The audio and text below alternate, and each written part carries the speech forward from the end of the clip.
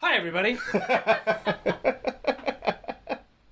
There's still a pandemic going on. We went back to phase 1, but it is actually July.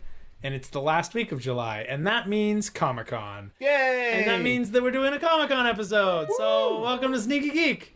Was season 3, technically? I don't know anymore. Yeah. 12 seasons, that's what matters. Boop, boop, boop, boop. Boop, boop, boop. Wait, we have an actual theme song. Put it in.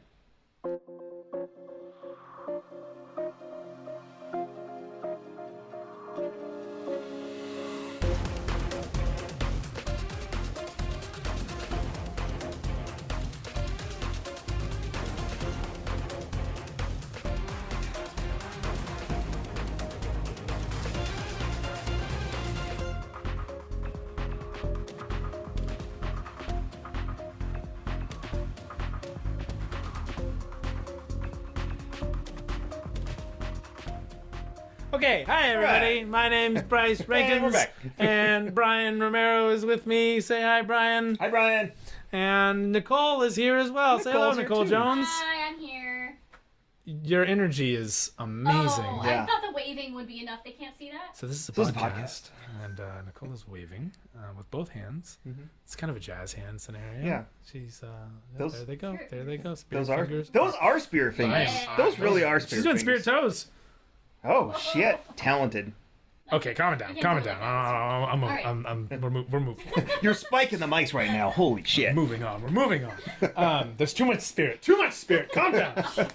We can That's do- actually how to summon a spirit. Can I bomb, get is the you just right... do really Do we just need the aggressively. right hand and the left toes going? Right hand, left toes. Oh, that's not bad. It's- Okay. It's not great. The toes need work. I can do my right foot better. This is far more entertaining for us than it is for you. All right, so Sorry, not sorry. so everybody has to stay home because if you haven't heard, there is a disease going around and it's like really bad. Pretty serious. It's yeah. a pretty big deal, I've heard of it. and it's called the herp. Sounds bad. Oh no, it's terrible. But there's other diseases too, and those diseases are super infectious. So make sure you wear your masks. Mm-hmm. But that also means that we can't do gatherings, as we've talked about before in our last episode. Sort of, that one where it was like welcome back, and we were going to start up again, but then life happened because life happens. So here we are, and we are doing the same thing we do every year, and that is talking about Comic-Con. Yes. But there's no physical Comic-Con this year. No. Because it's Comic-Con at home, Yeah. which is actually Actually, kind of cool. Yeah, I dug it. So I got a job randomly in the middle of all this nonsense. Yeah, good job. So then, Congratulations. thank you. So then I missed a couple of days of panels, but no big deal because they're on the YouTubes. They are all on the YouTube. So the last couple days, I've just been like chilling, hanging out, and watching these cool panels going on. Yeah, and it's been kind of neat because when WonderCon was canceled early on, they were trying not to cancel it, and they were like, Yeah. we're gonna postpone it, and then it was like until like next year. Yeah.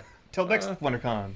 And then a couple of people got together and tried doing, like WonderCon at home type stuff, and they called in or had certain comic shops make videos. I know I made one for a comic shop, for the comic book hideout out here. Yep. And we, there was something like that kind of going on to supplement the absence of WonderCon, which I was pretty sad about. There was a lot that was early on in the pandemic when it was like, we're not sure how long any of this will last. It's a bummer that we had to miss that. And then suddenly it was like, oh no, we're going to cancel We got to everything. cancel everything. And then, Like 2020 got canceled, basically. yeah, basically.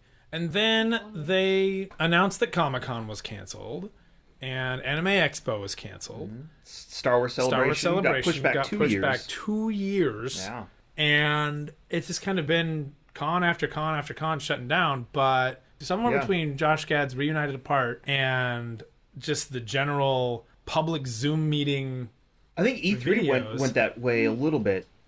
E3 was all, I mean, we talked about E3 with Nick, but Yeah. E3 was kind of doomed already. E3 was already in a weird space anyway as far as like what they were planning on doing because a lot of major developers weren't showing up. Yeah. But then developers because E3 was like, we're not doing a digital E3. But everybody was like, listen, this is when we announce our stuff, so this is when we're dropping our We're trailers. going to announce it anyways. Yeah. And within the next month or so of that happening, I mean, we had Pokemon Direct, which we'll talk about in another episode. Yeah.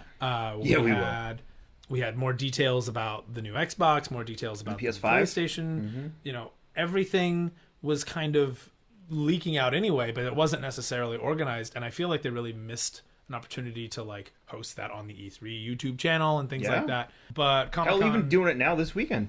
Yeah. And they could easily have done something. Yeah, Nintendo usually has a huge... Oh, yeah, they take a whole room in one of the hotels. Yeah, not the one with Indigo Room. The other Hyatt, one. I think. Yeah. That's one of those. I don't know. One of the two usually has a huge, like, Nintendo, like, go in and play. Here's some new stuff that we haven't shown you before. And we played Smash 2 years ago. You played Smash 2 years ago. I didn't get to play Smash. I thought we all went in. You, me, and Tate went in. Didn't we do? We did that on the floor. It was on the main floor, but they had it there. Which they also had. Which they also had. Main floor. Yeah. But, yeah, at Comic-Con, I mean, there's usually a big push. I mean, first time I played Mega Man X Legacy Collection was at the Capcom booth. Like, Comic-Con's got a little of everything. Yeah. They had a Kingdom Hearts... Yeah, they had Kingdom Hearts 3 and they had the new like Final Fantasy like arena tournament game that Tate and I were playing, and I kept getting my ass kicked. Tate was doing okay on it, but that doesn't shock anybody. Yeah, classic Tate. But at the beginning of the month, Anime Expo did Anime Expo like at home, if you will. Yeah. I think they called it an AX Lite or something like that. Okay. But I got really excited for it because I was like, cool, Anime Expo is pretty affordable. I mean, really, when you're looking at, Anime Expo used to be like $45 like a day or something. Yeah. Now it's a little bit pricier, but even still, it's no Comic-Con. You know, you're not having to worry about some humongous lottery. This is my first Comic-Con, so. Yeah, welcome to Comic-Con. Welcome to Comic-Con. It's not normally like this. Yeah, normally there's a San Diego in the area. I've heard that exists. Yeah. Yep. San Diego. It's also known as the whale's vagina, if you hadn't heard. I thought it was San Diego. No. Agree to disagree. When in Rome. Anyway. I had to, was right there. I was hoping somebody would. Anime Expo did all their panels. Now, granted, Anime Expo also has a lot of the people who would be going to Anime Expo in Japan, so they just were all sitting in a room, far apart because their country handled it well. Yeah. Sort of. But better than some other people. But they did a lot of their little, like, they'd get into a room, but they'd all be sitting far apart, and they would have kind of a conversation. I watched the panel for The World Ends With You, and a couple of other, like, little anime things that were going on, and it was just kind of tune in and watch. You could watch it live, or you could watch it afterwards, and that was that. And it worked. It worked really, really well. And with with table reads, like Community did their table read. Yeah. And a lot of these other... They did it in between the con seasons, but it was basically like a nice test, like, hey, how do we... Yeah, can we make our Zoom meetings public? Yeah. And then with Josh Gad's Reunited Apart, you can see just how great these panels are. And nobody has to leave home. You don't have to worry about scheduling travel times and hotels and all that. And in a lot of ways, I feel like in a lot of ways, some of the panels that we've seen at Comic-Con right now... are probably fuller than they would have been because they can get everyone. Hey, do you have time to hop on a Zoom call for 2 hours or so? And like, of course you do.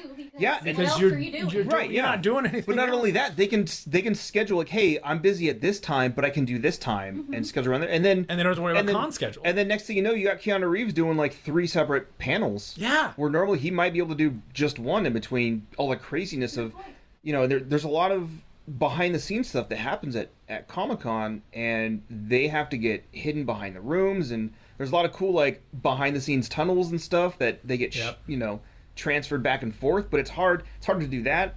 It's hard to go on the floor, especially if you're certain celebrities like Keanu Reeves, like everybody's gonna know who he is, and I'm sure he's the kind of guy that probably would put on some sort of costume just to try and go to the floor. Like I think Ryan Reynolds did that with Deadpool, and Andrew Garfield did that with Spider-Man, and which is genius. Yeah, he stood up in the crowd dressed as Spider-Man. Yeah, and then he took off his mask. Mm-hmm. He also did that short clip of him being like, like a lady hands him like $20, and then he takes off his mask and he's like, "It's really me. This is how I make my side hustle." And he like walks over and like sniffs the $20 or whatever too. Like, yes. I know Tom Holland did that at Disneyland too. Oh yeah. In fact, he was taking pictures with people. Yeah. He just was like, "Oh, I'll go play." But no, there's a lot of intricate things that go on behind the scenes at Comic-Con that makes it hard for some panels to happen, or even for us common folk that want to go to all the panels, but we can't because there's 10,000 people in the way, or the panels are happening at the same time, or they're happening in the hotel, and you have to try and haul ass to get back to... Or they're happening in itself. Hall H, and you can't get in there because everyone wants to go see the panel afterwards Hall H because is a they whole don't clear the different panel. They don't clear the panel rooms between, so if you want to see... Audience members? Yeah, so if you want to see Rick and Morty, the panel... You gotta get there 3 shows before. You got to do 3 shows if before. you can get in 3 shows before, because everybody else is trying to do the same. And but people also, are camping out. Yeah, I mean, people camp out 2 days in advance. Yeah, Last year... I or like this 2 better years than that all sounds. Yeah. 2 years ago, when we snuck into that hotel pool, because we're cool kids... Yeah. We had there were people in the pool that we were hanging out with who did their whole day just sitting Bouncing around. watching panels. Yeah. And the not panels bouncing just around, yeah. they're not bouncing around, Yeah, but watching everybody else bounce for them. Yeah. And they said that when one Phrasing. panel would end, they would move 1 or 2 rows forward. And Yeah, when that they said panel they'd would see end, a space, people they would just kind of inch. And their way they said they inched their way to almost the front. Yeah. You don't want to go towards like the front because then you can't see a whole lot depending on the stage and where. No, I they think have the best seating's kind of where we were for the Clone Wars. Yeah, we were 3/4 of the way back, but also like not far enough away back where we couldn't see. I wouldn't even say 3/4. I feel like we were somewhere between like a third and a half. That's we moved up. We did move up. We did move up. That's because why. we did the thing where we went to the panel before. We were very excited about Clone Wars. We cried and everything. Yo, Clone Wars came back.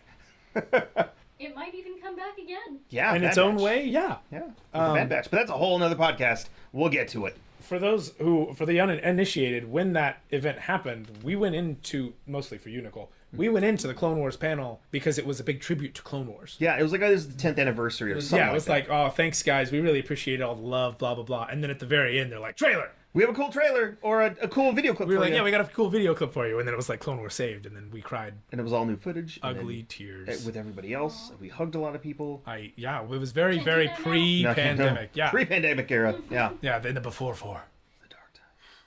Before. There's not a word that sounds like empire. The Rona. Before the Rona. No, I don't like it. I dig it. Oh, okay. Well, if you like it, then I'll give it another shot. Yeah. Well, maybe it'll grow on me. Anyway, Yeah. so now we've seen these like Zoom meetings be. The panels. I mean, that's essentially what they are. Yeah. The Lord of the Rings reunited apart. Oh, the reunited parts kind of stuff. Ferris Bueller Yeah. reunited apart. That's essentially they were Comic-Con panels with a great moderator, maybe a guest moderator to ask questions. Yeah. And now we have essentially that, and sometimes they're done. Sometimes they're done really, really well. Yeah. The one a few days after Saturday, Bill and Ted's Face the Music. That was great. It was perfectly done. That was so. Like, We'll get to that when we get to our Saturday. That's another day. podcast. Yeah. But Stay even tuned. still, even when they're not great, I mean, essentially It's you're still just not watching a podcast. Yeah. And I don't know. I almost prefer it. It was nice because I could throw it on, and if I needed to go run an errand real quick, I'd just hit the pause button, do my thing, come back, and There's not much to see. They're not really showing a whole lot of clips or anything. So I actually turned one on while I was driving. I just, I plugged it in and I put the audio on and put my phone in the other seat. Yeah. And I just drove and listened to them talk. I mean, that's I don't understand why this hasn't been just available as an option, because there's so much else to do at Comic-Con other than panels. Yeah. And we were talking about that yesterday. Panels can be really tough to go to. Mm-hmm. On top of the whole, there's a ton of people, or your panels are just too far apart from each other. That's actually happened where I've been at a panel and I wanted to go to another panel immediately afterwards, and there was just no way. yeah. I would have had to run like a mile. I tried it once, and there were which is a whole nother thing. Yeah. No, I tried one year. We were at the hotel watching The Magicians or the library, something like that. And then I'm like, I want to go to the Workaholics panel. And it was right before Workaholics really got big. So I figured, I might have to, I might be in the back, but I could probably get in. And sure as shit, it was completely closed off 10 minutes before the panel started. Like, it was completely full.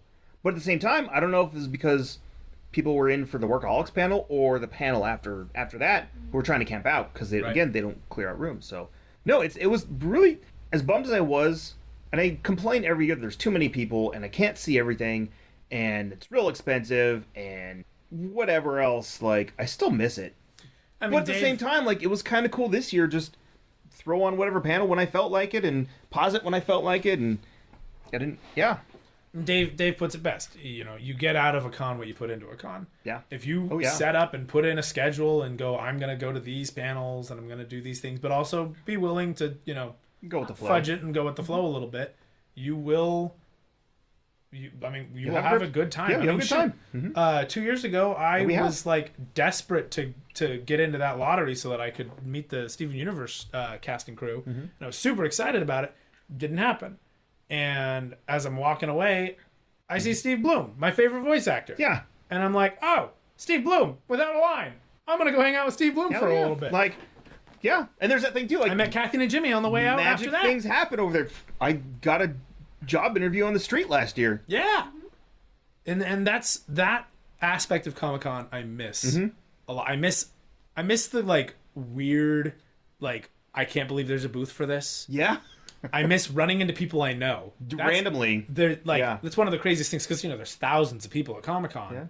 And yet somehow you run into, you know, hell, we were talking last night. We ran into each other when we went separately. Yeah, we went. We had no communication. We're like, we're gonna go to this panel. I'm gonna go to this panel. Cool, man. I'll see you like this afternoon. And like an hour later, into each other. Like, oh, hey, buddy. Oh, hey, cool. You're here. Awesome. Yeah, where you going now? You want to go there too? Let's go. Yeah, and that, you know, that, and then like the people, you know, you overhear these conversations. It's all industry, you know, like there's tons of industry people there. Yeah. Not just in the booth. Someone just walking around. I mean, we had our interview with Ming Chen, and immediately after, the guy approached us and he's like, "Hey, I built an app, comic app, to look for like important key issues in comic books."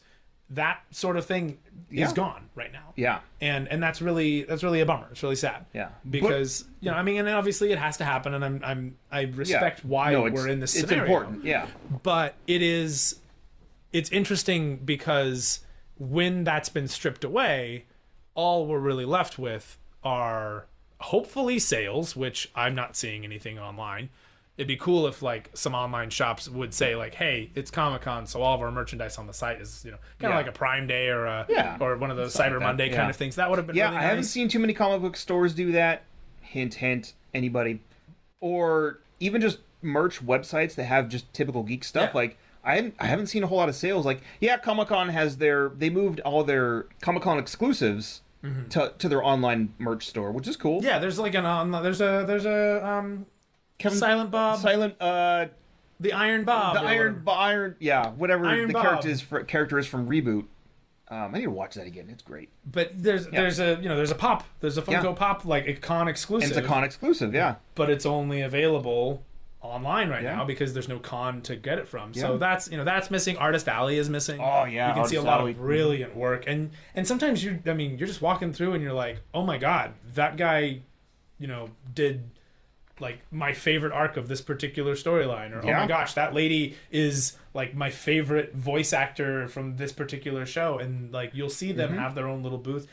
Last WonderCon I went to, like I met Nichelle Nichols, like just walked up, met Uhura, and there was no line, and she was hanging. She was super nice. She was so cool. She's a sweet lady. Yeah.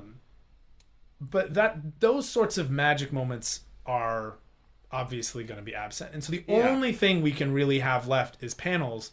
And while I'm not normally a panel guy, like I try to go to 2-ish a day. If I don't, you know, I like to do experiences. Yeah. You know, I like to hang out at the Marvel booth because, you know, people will come up and there'll be a sort of like a mini panel at their actual booth.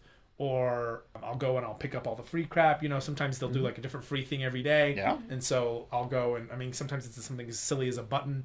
I'll go try things. I'll go, you know, and obviously I'll try to go buy things as well. But all that stuff is gone. The only thing there is left is panels. Yeah. And in that, you always have to decide which panel you want to go to more. Do you want to go to the panel for the show you love? Or do you want to go to the panel that discusses the legal ramifications of Captain Picard violating the Prime Directive? Obviously, you're gonna go with, you know, the thing that you like love that's current. But the other one sounds really interesting. The other one sounds really cool, and interesting. But you're never gonna know what it is if you don't go. And I'm not one of those guys, and I know there are people who do, obviously. But I'm not one of those guys that will take those chances because I paid a lot of money for my con. I would like to get the guaranteed good stuff. I don't take a whole lot of risks except for spending time in booths.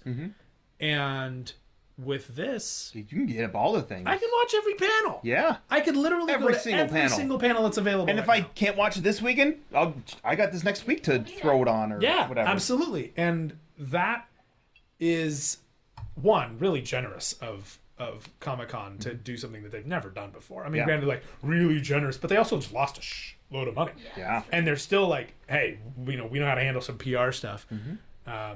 I mean, they still haven't figured out that nobody really cares about that toucan, but they. Yeah. But they've just done something really cool by providing, at least for now, access to all of these panels, Right. which are in some ways better than they could be. The other thing about the panels that I love, no Q&A, or if there is, it's filtered. Yeah. And I mean, I know I've been kind of hogging the mic for a minute, but like the Steven Universe fandom, bless their hearts, have the worst Q&A you will ever go to. A lot of them are that bad. I don't mind the awkward guy who doesn't quite he's super nervous. That's one thing. Yeah. I don't need 4 different people crying to Rebecca Sugar about how important this show is to her when we're trying to find out whether or not Jasper's going to get redeemed, or what the deal is with Rose Quartz, or whatever mystery, or like what's your thought process. Anything that could provide like some good BTS, and instead those moments are hogged by people going, my son has never gotten along, and I'm like, listen, lady, your story's beautiful. Not right now. Yeah. Not right now. And we can cut all of that. Get rid of it. Yeah. And now it's just questions that matter. And it's marvelous. Yeah. I love it. I'm so happy. Panels are only 45 minutes right now. Like they're barely even reaching most an hour. panels are in, or all the panels are in between that 40 and 45 minute mark. Exactly. Yeah. The questions are curated. Some of them are taking questions from like fans. You know, people tweeted in and said, "Can you ask this thing?" and that sort of stuff. So that happened in a couple of panels I watched. But the moderators have been great too, asking great questions. The moderators are generally good. Kevin Smith did Bill and Ted. Oh my gosh! And it was the best panel I've seen so far this year. Yeah. Oh, it's been. I'm still catching up, which I can catch up because everything's on YouTube. Woo! That picture. Oh my. Skeletor. Oh, during the Kevin Smith. Yeah. Kevin Smith's own panel. They released the. We'll get to this in the Saturday panel, but yeah, they released the first image from He-Man, the show that Kevin Smith is working on, which is a continuation from the old cartoon, not a reboot, and it's fantastic. It's great. Yeah. So yeah, with trimming everything down and kind of streamlining a little bit of editing to make things go a little bit smoother, just a general added fun little visual effects. Everybody I think is a little bit more comfortable because they're just chilling at their houses. But it's nice too because a lot of these people have also been quarantined in their house, but they also haven't seen a lot of each other since they wrapped shooting 6-7 months ago. So it's really fun seeing their reaction just to talking to people in general, but also talking to like their friends that they spent all this time hang out with. Yeah. Well, and that's something that I think people take for granted is you might get a chance to call your friend, that you're missing, but very rarely are people doing like, hey, let's do a full Zoom call with all the people who used to hang out with me. Yeah. You're not getting these big giant group hangouts happening that often, and you can see that for sure when they get on. They're like, hey, welcome back. Yeah. Like, oh, I miss like, you. oh my God, your beard, or stuff like that. Yeah. Yeah, obviously it's been bad and good because bad, we're not in San Diego, or that just isn't happening. But it's good because we're still getting content, we're still getting fun stuff, and they're trying their best, and the creatives are trying their best, and it's been really good, especially for those of us who couldn't get a ticket this year. Yeah. Brian and I both missed out on that lottery this year. We tried. I haven't been this like on it to make sure that I get a ticket too. Because last year we were on it, but not really on it, and then I just scored a random ticket like that Friday. But yeah, like this year you, me, and Tate tried, and I think Tate was the only one that got in. Did he get in? Mm-hmm. I thought none of us did. Tate did. Did he get a ticket? Yep. Did he buy some? Buy what? Did he buy a ticket? Yeah. Oh. Mm-hmm. Sorry, Tate. Yeah. But yeah, that's generally what's going on at Comic-Con. Yeah. So let's just dive into Thursday. Yeah. So we're going to try and do our usual day-to-day. which has been interesting this year because, again, everything's online, so we can just kind of like... Yeah, day-to-day is kind of relative. Yeah. And again, day-to-day is relative all the time right now. Mm-hmm. What day is it? Yeah. Sunday? Is it Sunday? It is It's Sunday. It is Sunday. It's Sunday today. Wow. all day long. That means tomorrow I do exactly what I did today. Wow. Ryan doesn't know. He has a real job. Yeah. He's a real person. Yeah. Good job, buddy. Again, it's weird. Yeah. So, Thursday's panel, so typically with Thursdays, there's not a whole lot of exciting stuff, but there's a little bit here and there. You get a lot of reunions. Yeah. Not the huge ones, but Right, like, a lot of kids stuff. Niche stuff, Yeah. kids stuff. A lot of independent stuff, but this year they kind of spread things out a little bit because they could. But the few main ones that we wanted to look at were the Solar Opposites panel, the Marvel Storyboards panel, look inside Marvel 616 on Disney Plus, and Marvel HQ. So basically Marvel stuff as we usually do because that's our Kind of our shtick. yeah. But you said you watched the Solar Opposites panel, right? I did. How was that? It was because I missed really good. everything from Thursday so far. I haven't had a chance to catch up on that stuff yet. So I actually watched Solar Opposites with Nicole, Mm-hmm. who I hope's microphone is. Can Picking you up. hear me? I think between the both of our mics, we'll Yeah, hopefully. Actually, yeah, Okay. I'm picking you up pretty good on here. All right. Also, We got a new mic set up because Yeah. I have a mic. yay, 2 microphones. 2 mics. 3 Yeah. people. 3 Damn it. humans. Messed Two- it up again. 2 mics, Sorry. 3 humans. Coming this fall to ABC. He's Mike. He's Michael. They're 2 mics. They're friends with 3 humans. Their names are unimportant. So Solar Opposites finished season 1, and I think I'm like halfway through it. And at first, I was kind of leery because I'm like, this is just like Rick and Morty. And even like the voice actor is the same guy, as main writers, but like, to me, it doesn't seem like he changed his voice enough. So I'm like, this is just Rick without being drunk. But like, the more I sat down and watched, I'm like, oh, okay, this is different. no, Okay. he definitely has a much more like appropriate masculinity in the way he talks. Kind of, yeah, yeah. That you don't get in that kind of raspy. I've drank my whole Random life, burps here and there, random yeah, burps and yeah. punches. Yeah. There is a little bit of the stuttering. Yeah, Still. but that seems like that's his style, Yeah, where he allows everybody to just kind of like, Justin Roiland. yeah, Yeah. to make up stuff on the spot. So you get a lot of stuttering in there. So that's what turned me off too. I'm like, this is just Rick and Morty shit. But then I sat down and watched more of it. I'm like, okay, no, this is getting pretty good. Well, in the same line I kept getting fed when I would talk about Solar Opposites would be, I care more about the people in the wall than I do about the aliens. Yeah, And at first I was like, yeah, I suppose that's kind of a drawback. But then they kept giving you more and more details about the people in the wall Yeah. to the point where there's an entire episode that only takes place Yeah. inside the wall. And I really need to watch that one. Oh, it's good. it's That's what I'm oh hearing. my gosh, it's so good. That's what I'm hearing. But it's one of those, like, I don't even know how to, it's just one of those things that is actually really a big part of that story. Is Solar Opposites, a large portion of the story, to the point where they get a whole episode of themselves, is about what happens within the wall. Yeah. And it's kind of its own drama thing. They composed an entire brand new, like, I want to say it was like it was more than 30-piece orchestra Wow. Yeah. in order to actually do that. And it was the guy who did all the new orchestrations for the new Star Wars. Oh, cool. Yeah. So it was cool. They brought on the whole main cast, which is Justin Roiland, Thomas Middleditch, Sean, I think it's Giambrone, the guy from the Goldbergs. Oh, And then Mary Mack, she's as awkward and weird as Jessie, Voice of Jessie. as the voice of Jessie. And then She's cute. yeah, no, she's Yeah. no, she's just adorable. She keeps Yeah. on like apologizing, and she's like, "I'm sorry if I'm stepping on anybody's toes, but I just want to say." But they both have these The like, same. he's got this very, like, I don't know. There's just something about his voice and his accent that's just very sweet and Midwestern, and hers is very like Wisconsin, Yeah. Wisconsin. Yeah. You know, okay, I hope I'm not bothering anybody.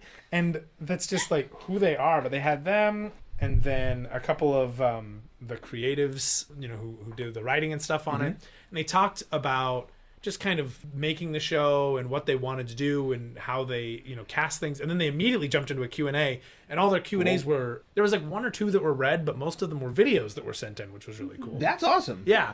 So you still got the audience participation stuff, but it was like really good, because they can filter stuff. through those. And, Right. Yeah. Good thing and bad thing, like, they can filter through. Whew. But also, they're filtering through. But it sounds like they're still good stuff but they in pulled there. really good questions too.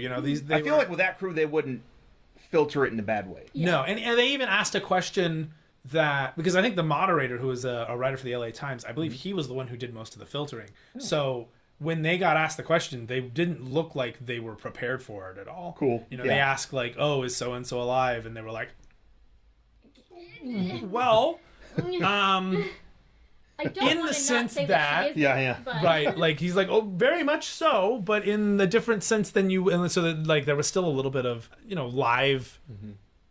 Live television aspect to it, which is really, really cool, which is, one of the nice things about the panel is you can get somebody who asks some of those difficult questions.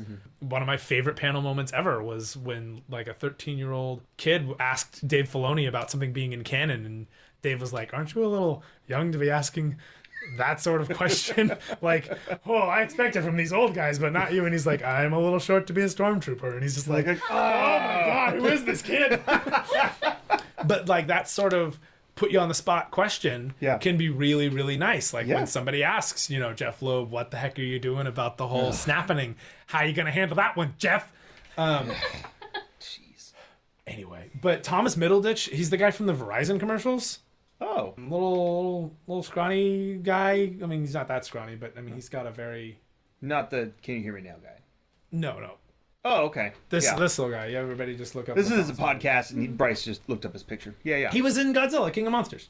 Oh. But he's been blown up lately. Yeah. But they specifically wanted him on there because Justin Roiland was saying, they wanted me to be Corvo and Terry, and I was like, I mean, I might be able to do some sort of Morty-esque voice to balance the Corvo thing, but then I'm just stretching myself so thin because he's also making a video game right now too. Oh wow! And he's like, I already am between really two shows stretching the... and like between the both shows, like he's probably doing like 10 characters. Yeah, I mean at least. Yeah. So I mean, and they do. That's that's one of those things that he does a lot. Like he's one of those people that just winds up playing a bunch of characters within his own show.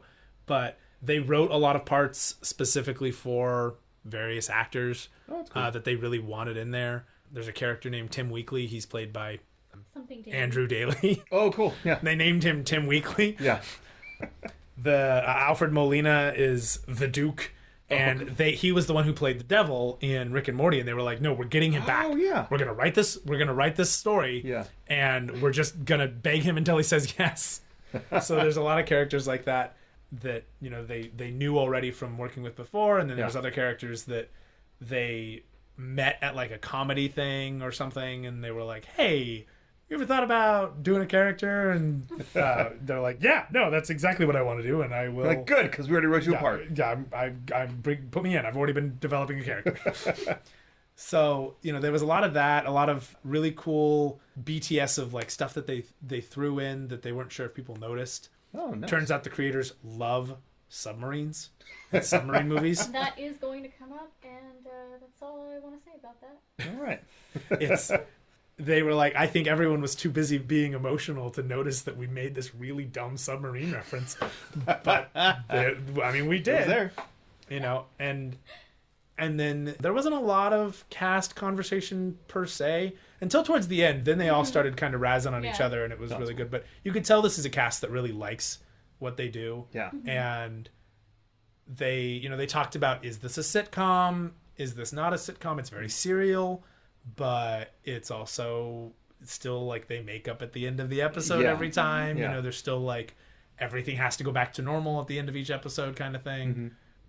So yeah, it was cool. It was a really cool deep dive, and they asked a lot of questions amongst each other as well as the moderator that specifically were about like process, which you have such an opportunity there to just have them all riff on each other and talk as a cast and what it's like to be a cast and what it's like to record and all that. But instead they were like, here's how we kind of came to make this show, and here's how we kind of came up with these ideas and how they developed. And in a way that I don't necessarily see in a lot of panels that I go to. Yeah. Of the few that I do, or wind up watching because of, Joe Schmo who happened to secretly record it and then throw it on the internet before it gets taken down. Yeah. Thanks, Dailymotion. Today's episode is brought to you by Illegal Videos on Dailymotion. Just kidding, everybody. Pay for stuff, I guess. So that was Solar Opposites. That was basically what that one was. And then after that, we watched Marvel Storyboards, which is basically Joe Quesada hanging out with famous and talented people. Mm-hmm. And I'm not entirely, it sounds like, so it's like a Hoda segment. Didn't he say it was more like a continuation of his Cup of Joe segment that he used to do? Cool. So Joe Quesada used to do, and I mean, technically still does, waiting, we're not on con mode right now, but he loved Stan's Soapbox. Mm-hmm. Yeah. And there were a couple of really, very important Stan soapboxes to him, and he talked about, those sorts of things. Yeah, so when he became editor-in-chief for a while, he kind of wanted that same sort of thing. And then he started doing a panel where he would just kind of bring people in. And that's how kind of Cup of Joe started. Mm-hmm. And that was one of my go-to panels. Oh, really? At Comic-Con and WinterCon. Really? Mm-hmm. Tell me more. I want to know. I don't know much about this thing. Yeah, so he would just basically go on. So usually Marvel would do their next big thing. Which is kind of like, hey, here's what we have coming up. Event-wise or line-wise, new books. And it was a little bit similar, but then he would do his Cup of Joe, and he'd bring out random people. And one year, Stan Lee came out, or was supposed to come out, but, he got lost in the crowd, and they lost track of time. And, him and his crew couldn't get up, so they were, 20 minutes late. But then so he finally showed up, and you hear this huge story from Stan Lee about how we lost track of time, and, all this stuff. So it was pretty funny, but there were it was a lot of fans. We took a lot of pictures. Yeah.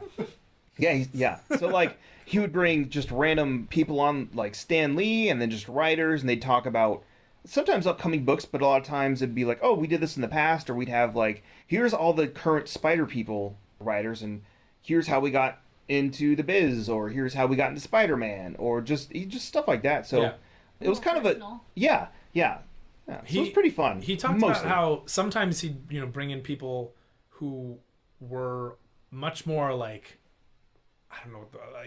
orbital, around the actual industry, not so deeply entrenched, but this person did this and this, or this person just loves comics because of X, Y, and Z. And that was something he talked about also, is that you get a hold of some of these people, and they are, they're your Wednesday warrior. They're going in every single week. And he was talking about some of the people he meets with in his new show, the Marvel Storyboards. Mm-hmm.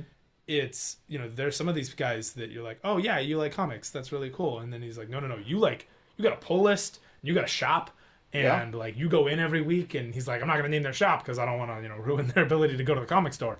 But this is, this is sort of the group of people he was hanging out with. And some of them, you get the woman who plays Yo-Yo, or Hugh Jackman. Mm-hmm. And then other times it's professional figure skater, or the guy who wrote Frozen's music, the guy who wrote Let It Go, and they write a song about one of those, picture taking street performers that dresses up as superheroes, and it's about pudgy Spider-Man. That's awesome. But it's just kind of him hanging out and doing that sort of thing. And one of the things he said he really liked about Cup of Joe was that you could ask anything. Yeah. Yeah, so a lot of it was half of it was Q&As. Yeah. Whereas Marvel's next big thing, it was probably 3/4, here's what our content is, and here's 10 minutes of Q&As. But Cup of Joe, a lot of it was half of it. A solid chunk was all Q&As. Yeah, and he said he really liked that because you could get some really deep questions of why are you doing this? Because everybody knows that's where you go to ask those questions. Yeah, and he would have to field some pretty tough questions here and there. Apparently, I mean, that's what he was talking about. Yeah, and this new series, Marvel Storyboards, is actually just more of that, but him going on he goes with a mountaineer and he goes hiking up to a mountain and he totally eats shit and falls on his face. And I noticed something in this panel that has been really present in a lot of the other panels we've watched. You don't see it so much in Marvel Rising or the little, the kids animation ones or anything, but Agents of S.H.I.E.L.D. and how hard they razz on each other, how they're all constantly giving each other grief. Joe Quesada and Steve, the moderator guy, it was just two of them, constantly giving each other shit the entire time, talking about how he watched him fall on his face 100 times because it was just so entertaining to him. Yeah. And I started to kind of realize that I feel like him trying to do high kicks with Yo-Yo. Yeah. But it seems to me that the higher ups at Marvel have a very your family kind of way of showing affection. Yeah. There's just a lot of razzing back. Yeah, a lot of shit giving. But again, if they give you the shit, that means they like you. Yeah. Yeah. Yeah, and as long as they don't take it too far, make it super awkward for everybody else, then we're here for it. Yeah. Jeff Loeb. That's a whole other podcast. We've done that podcast. We've done that podcast. Yeah. WonderCon 2 years ago. Look it up. Check it out. WonderCon 2 years ago. WonderCon 3 years ago. Yeah. WonderCon. Anytime we go to an Anytime Agents of S.H.I.E.L.D. it panel. shows up, yeah. But yeah, the general vibe of the panel, it barely is that, but the back and forth interview of what's coming with Marvel Storyboards is that it's just kind of jokes Sada palling around with That's cool. industry professionals. It's not on Disney Plus. It's on, I think it's on the Marvel website. I think it's on YouTube. Oh, okay. Let me double check. Like YouTube hosts it, but it's on the Marvel website. I believe so. Yeah, I can double check real quick just to be. Yeah, it's kind of similar to how the Legends of the Hidden Jedi Temple is. Which, if you guys haven't watched that, that's another episode. That's a whole nother episode, but it's great. Go check it out. Good. That way you'll be caught up. Yeah, Marvel Storyboards is on Marvel Team Entertainment's YouTube channel. Oh, okay, cool. Orange Team. I'm all pro Orange Team when the Orange Team is cool. Yeah. There have been some times when the Orange Team wasn't as cool. That's true. Yeah. But for those of you who have not been enjoying Jedi Temple Challenge on the YouTubes, it's basically Legends of the Hidden Temple from Nickelodeon and Global Guts mixed with Star Wars. And hosted by Ahmed Best. Yeah. Who's a Jedi Master? And a sassy droid. Oh, there's the sassy droids. Yeah, two sassy droids. And one very sassy droid. Yeah. Go check it out. That way when you join us on the podcast that we do about it, you'll be caught up. It'll be great. Good times. Anyway, so those are the two panels that I watched from Thursday.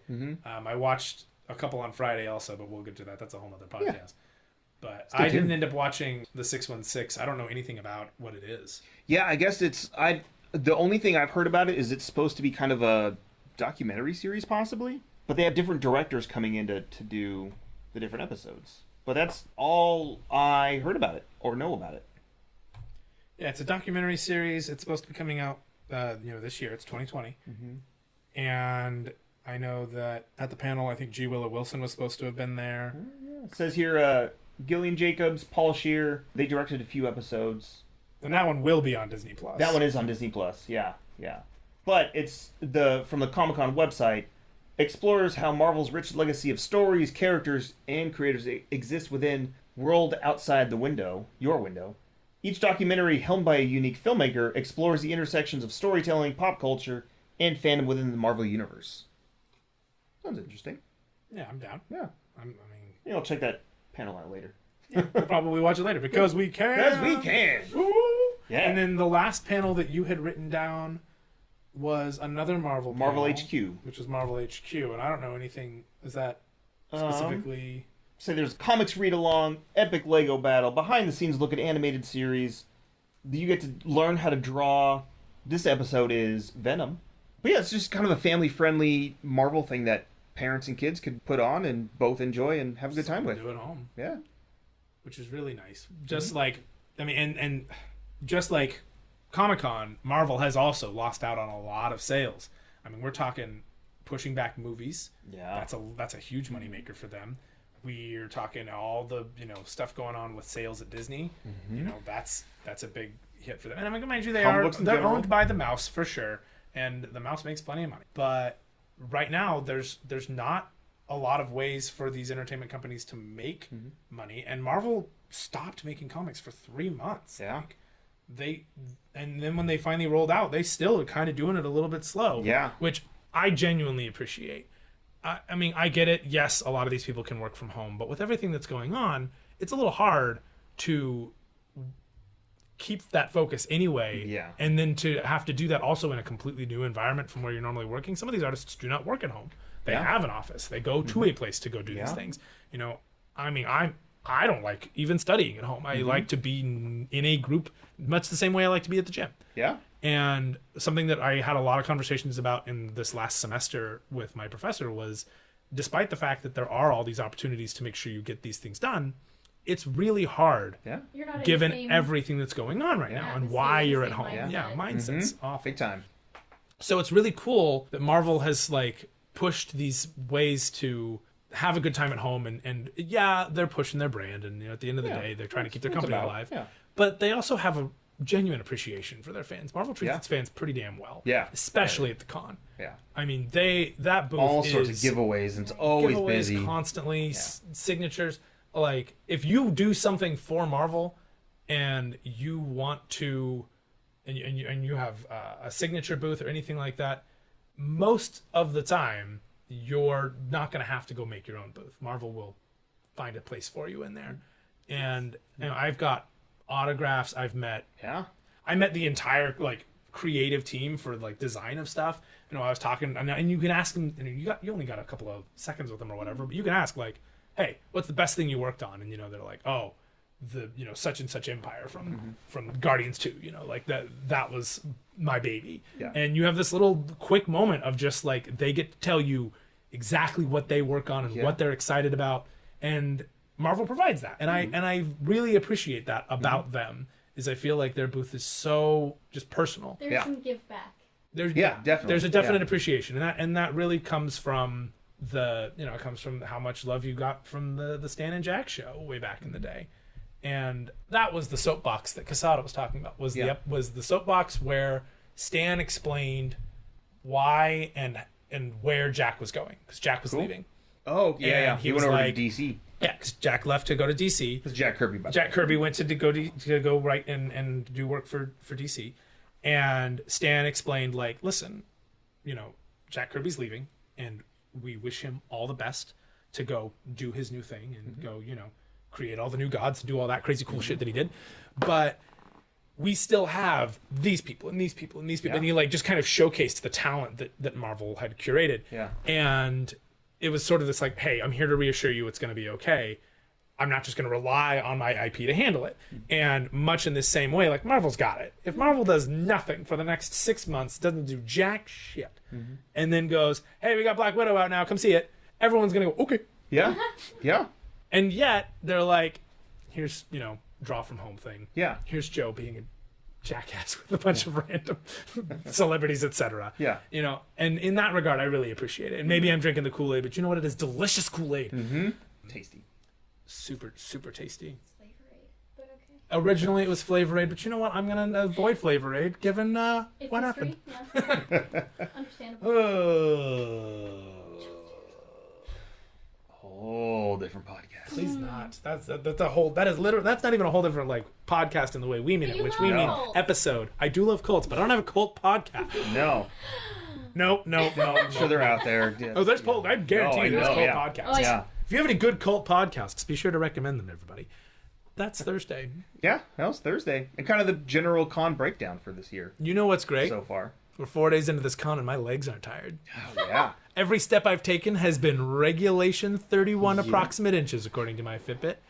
And that is much better than the 12 inches at a time that you do when you do the Zombie Con shuffle. Yeah. Because there's so many damn people. So many damn people.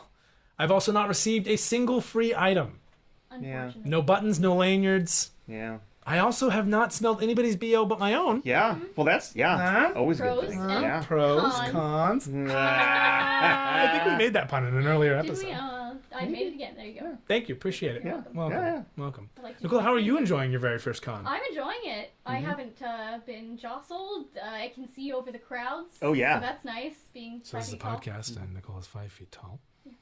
Super short. Carry on.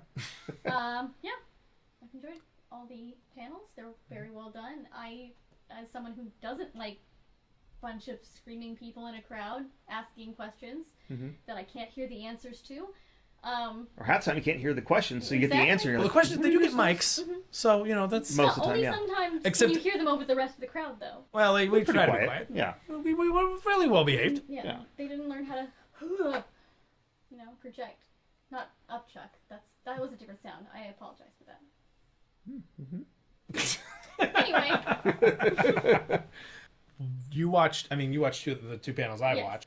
Was there anything else from the Solar Opposites panel that I didn't mention that you felt like was really worth a... I think you pretty much covered everything. Talked for quite some time. God damn it. How about for the other one? Yeah. Same answer. Second verse, same as the first. A whole lot louder and a whole lot worse. Yeah, so that's okay. So those are the panels I went to. I mean, Fridays was a little bit different. It's interesting because I could not remember what day the two other panels came out on, because with everything just kind of being a big pileup on the Comic-Con YouTube page. Yeah. Like, what do I feel like watching next? Cool, I'll watch that one. I try to at least look at like when was this posted so I can know what day it was on. Yeah. That way I know I don't have to go too far back. But there's a few that I've still missed that I didn't even know were happening. Yeah. Like Dragon Prince and things like that. And Dragon Prince got renewed for new seasons. It did? Full 7 seasons. Yeah, so there are only 3 right now. I gotta watch it and then. it ends on such a cliffhanger. I'm still catching up. And I'm like digging it, though. everything, they seal up all these little buttons and they're like, oh, by the way, Here's a huge unbuttoned button. here's a huge unbuttoned button. A very inappropriate, just there it is. Just boom, open up. That's the sound effect of something bulging through a button, I suppose. Oh, okay. Oh. This is a children's show. Anyway, Dragon Prince, I remember the first season started. You and I were watching like 1 or 2 episodes, and then you jumped way ahead of me. Yeah. And I was like, God dang it, I thought we were watching that together. Okay. Took too long, I got invested, and then it fizzled. It fizzled because it the way the first season went, it was like it was only half of what should have been the first season. The second season really should have been part of the first season, and where it ended off, it wasn't a huge cliffhanger, but at the same time, it was like that. There's no more for now. Like, what? Why would they split it up like this? It felt like, oh, we got time, and then the second season's like, I don't know how much time we have, and they start kind of rushing a little bit, and then they kind of find their pace toward the end of that season. Yeah. And when they do, like, it's a smooth ride for the rest of the show, and it is. I mean, everyone. I think a lot of the actors really grew as voice actors as well. I feel like they really had a lot of good strength in that, and I'm sure we'll talk about this more once I've watched this panel. Yeah. But this show goes to some pretty fucked up dark places, pardon my language. And it just drew me in. Like, out of nowhere, I was like, hey, Brian, I finished Dragon Prince. Yeah. I was like, oh, shoot. Okay. Like, you bypassed me by quite a bit. Yeah. But it was like a year before I even turned it back on again. Same, yeah. And it's... That's one of the things, I really enjoyed it, so I'll get to it whenever I get to it. But it's I put on my list of things to watch. Yeah. On the Netflix. The voice actor for Sokka is... Oh, yeah. The main character, and he's so good. Yeah. He's so... And they do make an occasional Avatar reference and things like that, which is really cool. Yeah. Because it's by the same showrunners and creators. Yeah. But it was... Yeah, I mean, it was just one of those things where it came to an end, and I was like, when's the next season? And, Netflix does that, it's official, another season is coming, or whatever, when you open up the thumbnail. Yeah. There's been nothing. There's been nothing, except and I'm like, until the panel came out. There's been nothing? Till the panel came out, it's like, not only did we, Not only do we plan on finishing this story. Yeah, we're going to go 7 seasons. Like, we're full on, straight up, like, everything, it's greenlit, because... Yeah. And the animation only gets better. The full series is done. Yeah. Yeah. Probably will happen. Yeah. It has so much of the magic of Avatar, not the literal magic, but the just the charm of Avatar in characters, the lessons, the willingness to treat younger characters with the respect that they are, they are dealing with heavy stuff, and it is just as hard. Especially for those who haven't actually been through some of this heavy stuff, and they approach it with a certain degree of realism that I really like. Yeah, and that's not something you get in a lot of young adult shows. I feel like. Yeah. So I'm really excited for that. Yeah. That panel was on Friday, so we'll get back to that on our next episode for sure. Yeah. And beyond that, if you want to watch any of these panels, they are on the Comic-Con YouTube channel. You can look up Comic-Con at Home. Yeah. Or, I think IGN's hosting a few of them too, but if you plug in Comic-Con at Home to 2020, everything's going to show up. Yeah, everything will show up, Comic-Con at Home 2020. Or if you check out the website, you can see what panels they had this year, and it'll have links to every single one. Yeah. Which is real nice. Yeah, which is really, really nice. And it is nice because you can throw them on in the background and just kind of listen. It's essentially listen to a bunch of brief podcasts. Yeah. So. Yeah, I think I only saw a couple of film clips from the panels I saw. Bill and Ted basically Bill and just Ted. cut the trailer up and then just kind of approached it. Definitely watch the Kevin Smith panel though. Yeah. Because you need to see the visuals. Yeah, the Kevin Smith moderated Bill and Ted. I mean, the Kevin Smith panel's great too. Is his usual evening with Kevin that Smith one's super important Saturday. because otherwise you might miss out on that brilliant art of Skeletor. Yeah. Oh my gosh. Great. It brought a tear to my eye. Yeah, I really hope they use that in the show. Yeah, concept art's doesn't always make it in, but boy, that one's it deserves great. Its great. chance, Change the game. Change the game for sure, while still respecting the game. Well, yeah, still respecting. Definite respect for the game. Yeah. It's definitely grown. Yeah. That picture's so fucking good. And then just go check those out, and then we will be back for Friday. Like we do, every year. Back to doing this whole thing again. Remember when we had a podcast? Barely. Well, we're going to try to have a podcast. We're kind of back, as we always say. We've said it like 3 times, but this time... That's probably the same meaning. Well, we'll see. We'll have. Yeah. This time we mean it as much as last time. Yeah. But yeah, this time maybe we'll do something about it. But we got this one. Here we are. Okay, let's do false starts for like 5 minutes. Thanks for joining us. Stay tuned for Friday next. Yeah.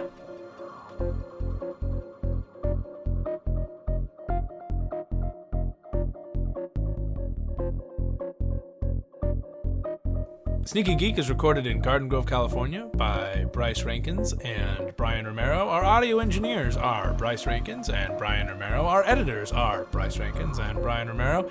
And our special guest today was Nicole Jones. Thank you very much, Nicole Jones. Our theme song is written and recorded by Skylar Johnson. You can find us online at Sneaky Geek Podcast on Instagram, at Sneaky Geek Pod on Twitter, and look up Sneaky Geek Podcast on Facebook. We also are available on SoundCloud, Apple Podcasts, Google Play, and Spotify.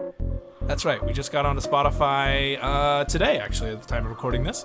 Anyway, that was our show for today. Thank you guys so much for listening, and I'll see you next week.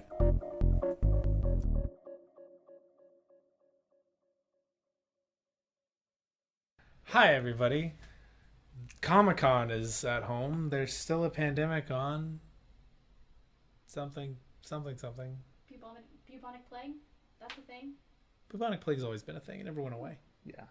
That's upsetting. I did not know that. It's in squirrels in the mountains. Mm-hmm. I knew that. It's funny because, every couple of years, there'll be, a slow news day, and then someone will be like, someone got the bubonic plague! Oh, and no. people are like, yeah, it's